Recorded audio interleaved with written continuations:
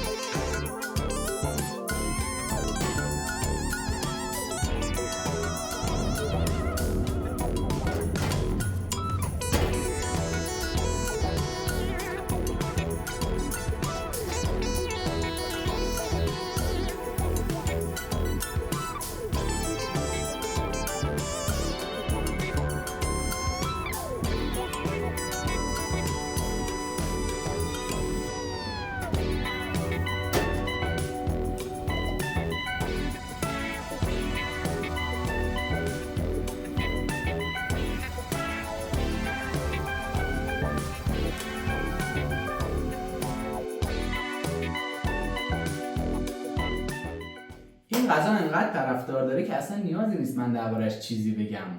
درستش کن، حالشو ببر. نظرت رو هم برام بنویس و اون رفیق شکمو رو فراموش نکن. همین الان ویدیو رو براش بفرست.